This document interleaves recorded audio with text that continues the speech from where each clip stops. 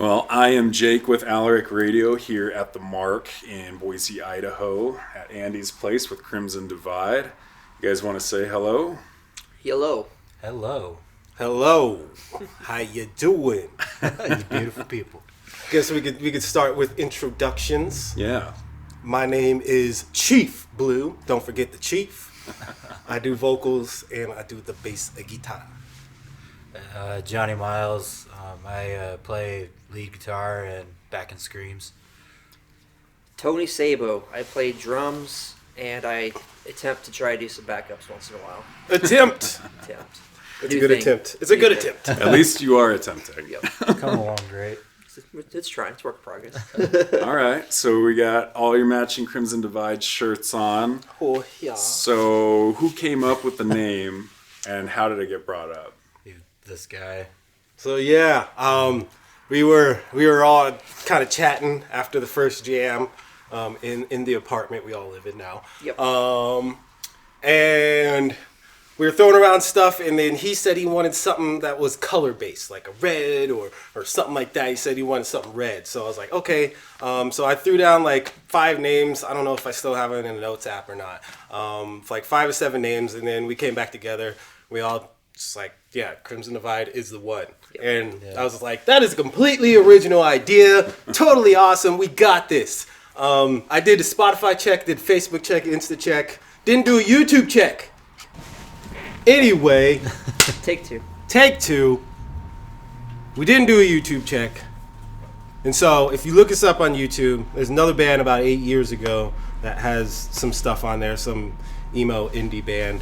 I don't know, but we own all the other names, so don't try to touch those. Red Separation, Burgundy Apart, Scarlet Split. We own all of them, so don't touch it. Awesome. Very cool. And how long has the band been together? Going on 2 years. 2 years in September, September. Yep. Yes. And Yes. follow-up question, how'd y'all meet? Me and him have been playing together for 10 years. Yeah, we met in Nevada, and Yep. it basically just happened like he was listening to all like the same music that I was into at the time, and so that's how me and you became friends, was just through music. And next thing you know, it was like, oh, I play drums, oh, I play guitar, so just love at first sight, really. And then you guys moved here together to Idaho? He went out on his own for a while. Okay.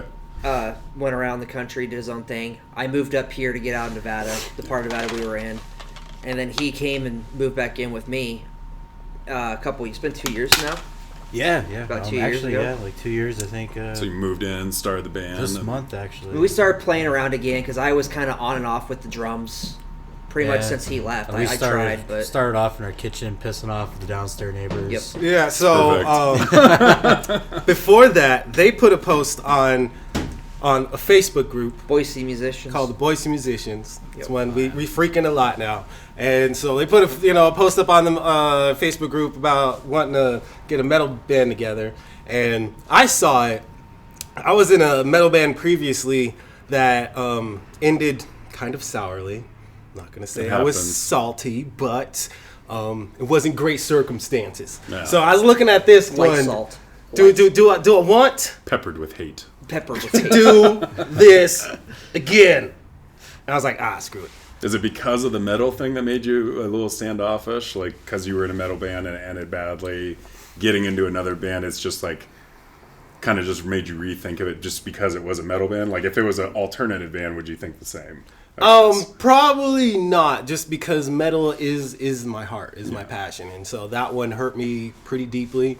But it just Conflicting personalities, really, huh? No, it's just I don't really want to put any, because it involves past bands or new bands, so I'm just not that way. I'm not gonna throw any trash, but if you know, you know, okay. But I decided, screw it, what the hell. And so when I hit them up, they're just like, yeah, come jam in our apartment. I was like, okay. Only person that responded to the ad. Did you put it out as bass or vocals or both? I was like, we're looking for a new metal band, maybe a rhythm guitar player. We got a lead and a drummer. bassist and vocalist. If you can Yeah, I do, remember if somebody can do bass and vocals or guitar and vocals, that'd be better. Plus- And out pops Zach. Yeah, I was like, I can do that. He posted on the message, "Hey man, got bass and vox right here," and started messaging, and was like, "Yeah man, here's my address. We're just kind of playing in the kitchen right now." That's dope. Yeah. That's a cool story. No, it really is. I like stuff like that, man. I like little small get-ups. I It comes together. still play my guitar in my apartment and probably piss off all my neighbors too, and I don't give a shit. Yeah. So Well, we talked to all the neighbors, and they're all cool with it for a while. Then he bought a new guitar rig. Then he had to bring bigger bass rig. It got really ridiculous once we set up a half stack. Yeah. yeah. When you go In from an a practice apartment, amp to a half stack. you might as well point the amplifier down Yeah. at them. And then I get a It's text. too much. We I gotta get find a somewhere text from else. the landlord. "Hey, I got complaints. You guys are being too loud with your music." And I was like, "Son of a bitch!" Yeah. That's awesome. So we started going to the Hive. No, Yeah, yeah, the and Hive's a Hive's great always- place to go. Hive is an awesome Yeah, it's spot. been really close to us, close Yeah. in our hearts, really. It's where we developed our craft. And now we're in a garage. I'm not gonna say the back details of that garage, but it's a garage. It's a place to jam. No, that's great. You need a little room to maneuver around, and I think the Hive is a great place to go for local musicians, and they just have that support system for musicians, and not only that, but the mental health with everybody's shit that they have to deal with on a daily basis. They have a good message, so I dig that place too. Oh yeah, We love the It's- Hive for sure. it's definitely a good resource to have in this city. Just to be opening. I mean, just to have put that one point is like metal has kind of like a kind of a iffy name, like when in the like community, like, you know, places to play, places to practice. I mean, understandably it's loud. I mean, it can hurt people's ears and stuff like that, but to have a place like the Hive who's open and accepting to, you know, everybody, including metal, is super awesome. Like, I remember a time we practiced and they were having a show out there, and we were practicing at the end, and people were just like, "Yo, I think we heard you." I was just like, Damn "Appreciate right. it." Yo, damn right you did. God damn right. Yeah, man. I mean, you can make art out of any kind of music, so I think it's really important that people realize, even though it may not be your cup of tea, like, it's still emotions getting out. It's still thought process going on. It may not be your thing, but trust me, it's helping somebody out to hear that music, even if it's just the band, honestly. I mean, Yeah. sometimes you need that mental release to get out, and that's what metal's perfect for. Oh yeah. Oh yes. So, we're gonna flip script a little bit. What's the funniest shit that's happened at your guys' show? Collectively, that you could all, like, look at each other and go, yeah. Yeah, our first gig. Yep. Really, Yeah. definitely. Tell me about it. Okay, so I'll set the premise. We had already been a band for about 6 to 8 months now. Hadn't played a show yet. I think we're COVID. I think we're officially a after COVID band. So Post-COVID. Back when people started post-COVID getting comfortable band. touring again. So the first show coming up, they're a band that posted, came out, "Hey, we got a show on 420, and we're just looking for some local support." It's like, we got you. And during that time, we were also recording our demo, Forever Forbidden, which has been on Spotify for, you know, the streaming for a year now. Recorded all that ourselves. I did all the producing, sent it off to Dave Breen of BC Studios. He put some of his magic on it, and so we were just like, that'd be a great time to release the song too. And so then what happened is the headline had to back out, and so I had the awesome idea. I was like, well, why don't we just take over and do a headline show? That's right. And so headline for the show, why not? So yeah, we Go big or go home. Yeah, co-headline with an awesome headlining show. an indie concert, you know, basically Yeah. an indie show. That's so awesome. With the Trees, band called Empire Tryouts and Hand Trembler. Trembler. Yeah. So would you say that your music was completely different than all those Yes. other Oh yeah, bands? definitely. Not too completely. Empire Okay. Trials were the closest to us. They're unfortunately not together anymore, but they were pretty dope. All the bands were great, but Empire Trials was closer to us than the rest of the bands were there. The funniest part though was like right after our set, the trees, they came up to us and they're like, "How the hell are we supposed to follow that?" It's like, And the it was first show just and you like- kill it like that. And I think So it this was is your very freedom, first right? show. Right? Very first Very show. first Yeah. show. First Okay. show. We co-headlined it, and like my mentality, I was looking out in the crowd. I'm like, these are a bunch of hipsters and hippies. They're gonna eat us alive. We're a freaking metal band. They loved it. everyone There's loved people it. It was moshing, and we're That's just awesome, like, what dude. the frick? Yeah. They were super into it, and yeah, we were like pretty shocked that happened, but also just the funniest thing is it's like our first show, and they're like a Pause for the cause. pause for the cause.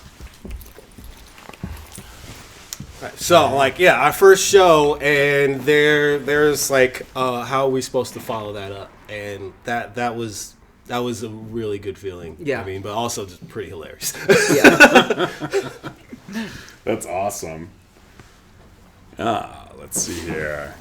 Okay, what are the goals of the band? And could you give me a little detail per each one of you on kind of what that looks like just in your own mindsets? Okay. Well, I'll start off by saying before we started as a band, I made it a point to make sure we were all kind of on the same page. What we wanted from the band, where we wanted it to go. And we all got on the same page and said, this is what we want from it. So I know we all have our own initiatives, so I'll let everybody else speak. So personally for me, metal is my family. I mean, metal is my mistress. So like metal is everything to me. If my music, something that I self-express and I shoot out to the world, if that is able to help somebody by saying they look at me and they say, well, if Blue can do it, then I can do it. Or if he can write this awesome song and mean so much to me, then I can get through the problems that I need to get through. So yeah, that's what it really means. The goal for me. I like that. What do you think? Yeah, man. I don't know. You about knocked the words out of my mouth too. Really, music's always been a big part of my life, and it's helped me through many trials of my life, and definitely just want to get my music out to the world and just let them know that they're not alone either. Like we could all get through this together. Like that's what I love about metal too. Is like we're all like, it feels like we're a big family. Like everyone in the community, and like everyone's so supportive, and just love it. The unity of it all kind of thing. Yeah. Okay. Yeah, most definitely. Pretty much the same ever since I've been playing drums and wanting to do this. It's always been my thing. Reason I want to be famous rock star is because I want some kid like how I was look at like I looked at my idols and have a rough day, and there's times when you're kids you think that one last choice of your life to end everything and be done with it, and there's always a song that would always pull me out of that. Even to this day, there's always a song, and that's what I want to do with my music to some kid having a rough time or somebody my age or whatever. Is hey, that song saved my life, and I want to give that to somebody else too. One of my songs helped save somebody else's life and help them go on for another day or whatever. No, that's awesome, man. Yeah, trying to be like more inspiring, just not even just on a surface level, but on a deeper, like kind of anguish, rage level too that people have that they don't talk about. Exactly. Because it's not normal anymore to talk about your feelings. No. Right. Especially as big burly metal. Yeah. You think it's like, oh, those guys are so hardcore, they're so tough. It's like, yeah, the only reason is we're putting a show on. But deep down inside, all these lyrics and every note we put into this, every cymbal hit, every string, whatever, is raw emotion and feeling what we're going through or what we've gone through. And carefully curated, I'm sure, right? With the guitar licks or the bass slaps or the slapping the skins, even just how you guys curate those instruments together with your lyrics and how you present that message has got to be a big part of that, right? Oh, yeah. Most Definitely. definitely. You could definitely tell our moods, through every one of our songs. Yeah. No, that's honestly, that's what I look for when I'm like looking at musicians and stuff. And like, I am a firm believer that if you can make art from anguish, that you've successfully made a piece of music. Like, and that to me is like, I mean, you can be inspired with a lot of other things like happiness and stuff like that. But if you could turn something around so horrific that's happened in your life and have the balls to put it on stage and perform something live that you all created, that's music. That's what it's all about. So I'm super happy to hear that for you guys. That's a really cool message you're putting out. Oh, yeah, for sure. Appreciate it. So with that, I know metal has messages, but what's your guys' message? Like in the new single coming up, what is the main message that you're trying to portray to your audience? We suffer. I know, I totally fucked you on that one, didn't it? The track is "We Suffer," so eventually, like I guess, we all go through shit, and just We're all suffering. we're all suffering, and like, but like also like we also show you that there's a light at the end of the tunnel as well. Just keep fighting, just keep pushing through, and you'll make it. Like we don't just suffer for nothing. It's like it's like you may look around and see suffering, or even in your life, may think things are unfair, but it's like everyone has their own journey. Everyone has their own part to play, and we're not just going through this life for just nothing. Like we all have a piece to play, and so I think that's the main message. Yeah, I mean, for that song, and then really all our songs is we all exist for a reason, and it's all up to us to really find that reason. But we have our family, we have our friends to help support us through that as well. And so we suffer, but we'll get through it. No, that's good. I think it's important people understand like what the lyrics really are trying to like say to the audience and stuff, of like, hey, tough times fall on everybody, but like you said, there's light at the end of the tunnel. Let's keep your head up, keep pushing forward, let's grind this out together as a unified thing, Most definitely. No, that's awesome. I think that's a great thing, and it sounds like you all are very happy with that answer too. So we're just gonna take that and move on. So who writes all the lyrics? Mainly this guy. him. Yeah. I do a good portion of it, but they have definitely contributed. I know, like they have at least 2 songs each that I've just kind of formed to being able to sing and play it. But it's mainly come from them, and then we all collaborate on the melody structure. But yeah, I'd say probably the bulk of the lyrics do come from me. Yeah. Okay, all right. And where do you practice currently? I know we talked about before the interview, but just so everybody else can hear, where do you practice normally at? We're in a garage. We're a garage band. Hey, man. Yep. It's home though. Yeah. It's been home for a while. I mean, we've been at the Hive. We've been at the CLRB. We haven't been at the bomb shelter yet. Sure, would like to get in one of those. I mean, we'd love to get back at CLRB at the Hive, or a spot where we can make a little bit more noise. Especially there's more community there. When we were at the CLRB there, we ran into a lot of bands like Barn and Brutalism, like bands we have friendships with now. Yeah, like every time we practice too, it seemed like Yeah, every time we practice, people would come up and be like, "Oh, yo, what's going on in there?" It's like it's that sense of community. But right now we're in our garage, and I mean, it's fun. We've had our sound issues with that as well. But Acoustics we're making it mostly. work. Acoustics from the neighbor across the alleyway, around the corner. I swear. Furthest neighbor away from the garage. all the closest neighbors, like Don't the give a nearest shit. ones, like they haven't complained at all. And Not an issue. This Well, it's hard to rock when you got the volume at level 2. Yeah. and you're dealing with the stacks that we're dealing with, like. we only do smooth jazz here. No smooth jazz When here. your drummer beats the freaking skin. Oh, like a it's Neanderthal. mainly this Everybody guy. else has got to bring the levels up. Hey, man, if you're breaking sticks, you're doing a good job, I guess. Oh, I break a lot of sticks. I know, dude. You hit your snare like a Neanderthal. Thunk, thunk, thunk. That cracks. So what about your guys' merch? Do you guys have a website that people can find your merchandise at? Is it only at shows? Do you do a crossbreed of both? How do you work that? No online presence as of yet. Something Okay. we have talked about, but kind of still fist. Hey, what up, yo? Editing Chief Blue here. So Jake from Alaric thought it would be a good idea.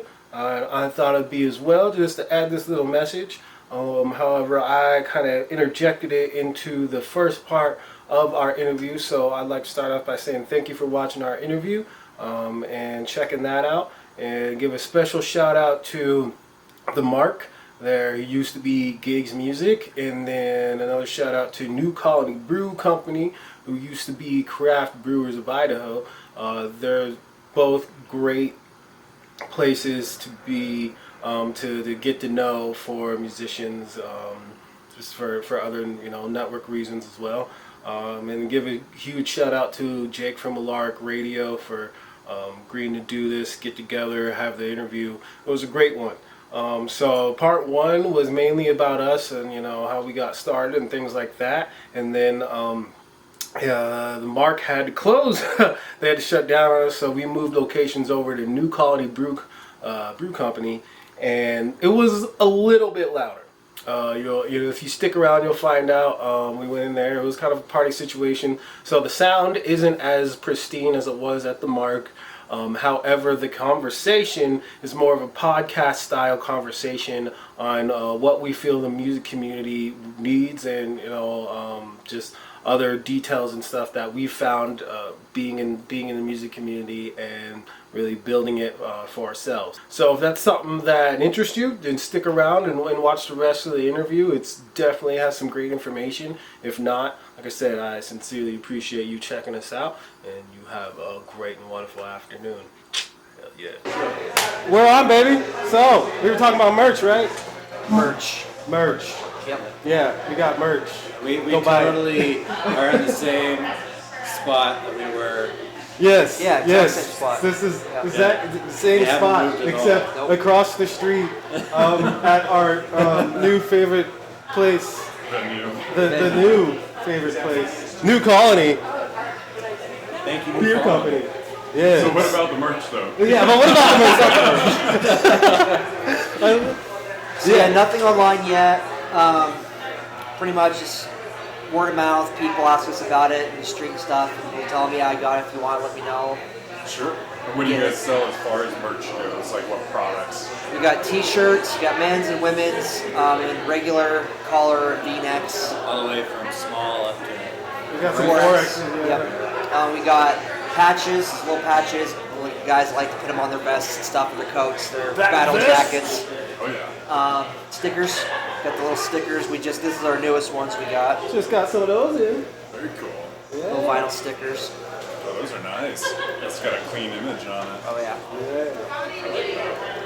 Do I get one? Go for it. Sweet. All you. By all means. I'll go over something. I don't know. Yeah. Yeah, as long as you promise to stick. Oh yeah. So I'd like to hear from each one of you independently on this question, but like, what would you like to see as far as change go with the independent music industry here in Idaho, specifically Idaho? My two major ones, and I know we've talked about this a lot as a band. The first one that we kind of been setting out to do, and we noticed that a lot of different areas were already starting to do this, but it feels like with how we are, we're trying to help combine all the separation there is between like the genres. Like you got your death metal guys, you got like your metalcore guys, your hard metal, heavy metal, thrash, your punk, and all these different genres that there are. One thing like goes back to our very first show. We played with Empire Trouts is more like a punk band, I would say. And then you had your reggae and the trees, and it was just really good mix and blend. And us being what we were, metal. That's one thing we like to do. Is we played with like the Jerkwads, we played with all sorts of genres, and we love it. And just trying to bridge that gap between all the genres so that everybody can just get along. And because all the different hardcore people are like, oh, well, my genre's better. Screw your genre. I don't want nothing to do with it. And that's stupid. It's music. It's all local music. Yeah, we want to get rid of that. People. Yeah. Like basically, they're trying to be competitive, and you're not trying to be competitive. You're just trying to say, hey man, this is my stuff. Here's yours, and we can blend the two and be Exactly. okay. Like we're in the same boat going towards the same destination.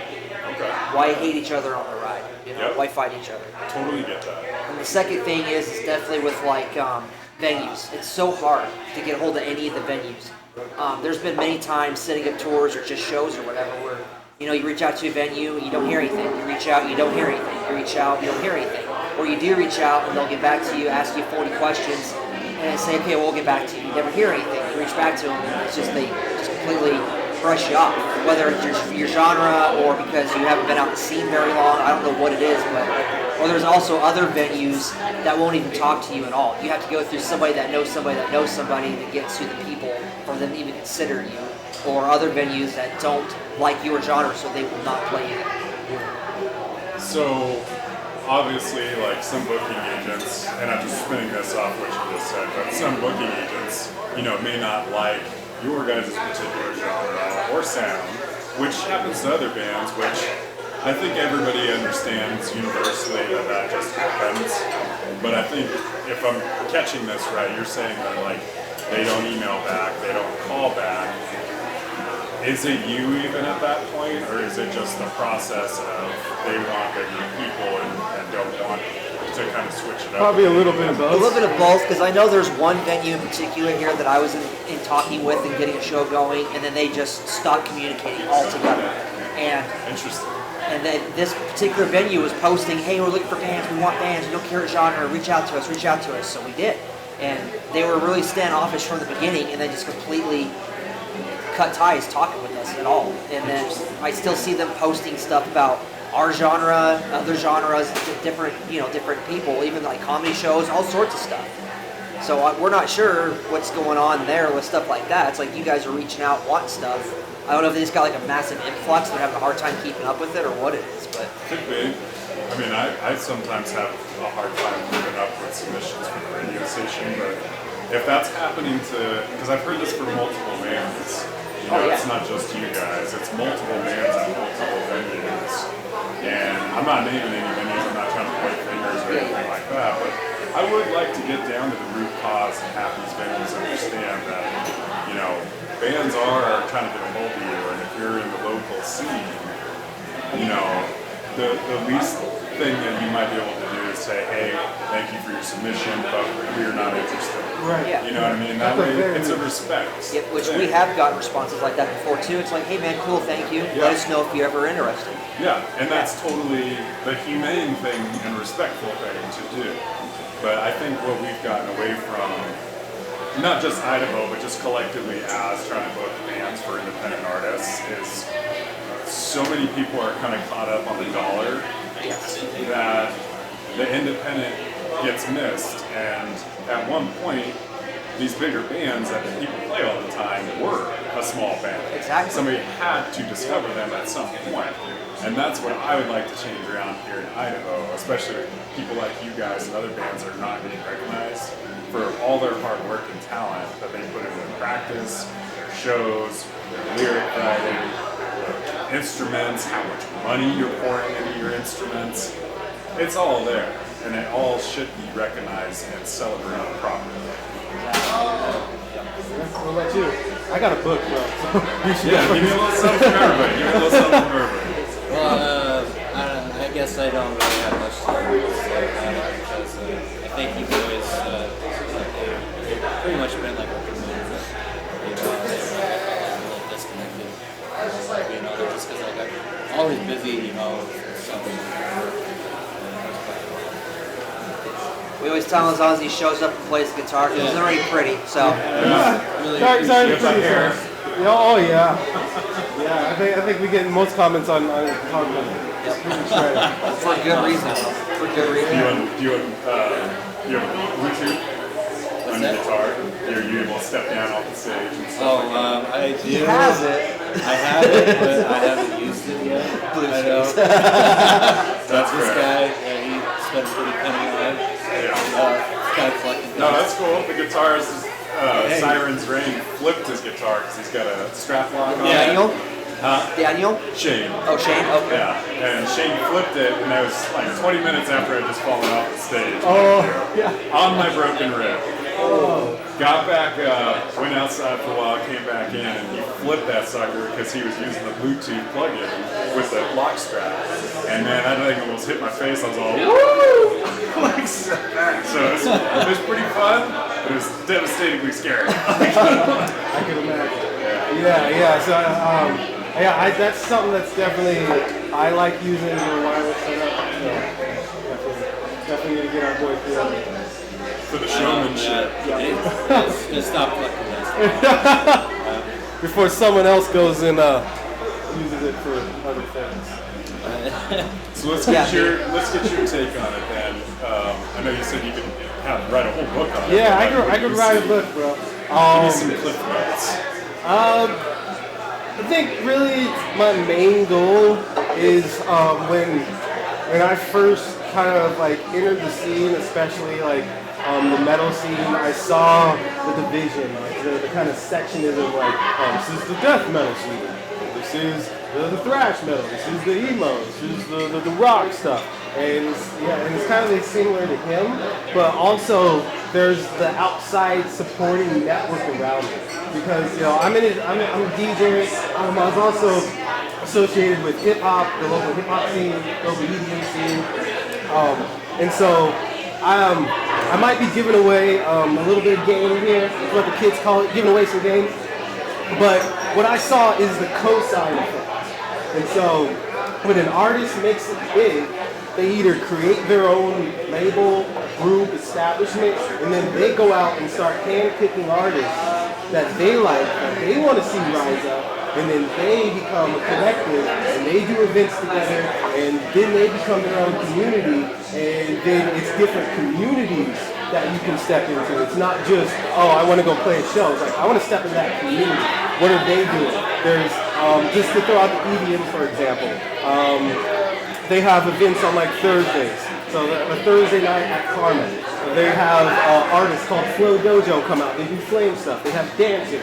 They have so many other things to support that community because they are about bringing their own up, handpicking people and saying this is who I want to bring up. And so that's essentially what I would like to do. I'm not at that level yet. I just wish someone would have done it. Someone was already there. There are people who are already there. There are metal bands, there are rock bands that should have already gone there and done that and established this, so we didn't have to do the hard work ourselves. Because that's what I feel like is majorly missing in the metal community, especially in the Boise community. It's like there's this really who's really doing that in the Boise extreme community. It's like not very many people are collaborating with genre itself. Right, or just being a collective saying, hey, I like this band and this band and this band, and if you like the way we operate, then you can be a part of that too. And so that's the way we operate. It's just like, there are bands that we like. I'm wearing a local brand, I use Crisis. I checked them out like when I was way back. I ended up becoming friends with the bassist. I was roommates with him for years. But just really the evolution of the local scene and saying, hey, this is who I like. If you like the way we operate, cool, awesome. If not, that's cool too. We're not gonna be mad at you. But we're gonna operate the way we're gonna operate. And so far, people like the way that we operate, which is super awesome. Like a band called Reverie just had an interview and they shouted us out, just super awesome. We love those guys. And so it's like we see and we feel like we're making an effect in that. And so that just only means I want to preach and I want to be louder in that effect because that's what it really means. That's awesome. Yeah, we definitely want to grow the community here, no matter what genre it is. I like how you all kind of have that same thought process of like somebody needs to come in and collect all these people and really show what their talent is, which is why I know you guys are releasing your single on 420. 420! For multiple reasons. But I want to say thank you guys so much for sitting down with me, doing this interview, being very straightforward with your answers and taking time out of your schedules to do this with me. So, this is Alaric Radio with Crimson Divide, signing out. Stay classy. Stay classy, boys.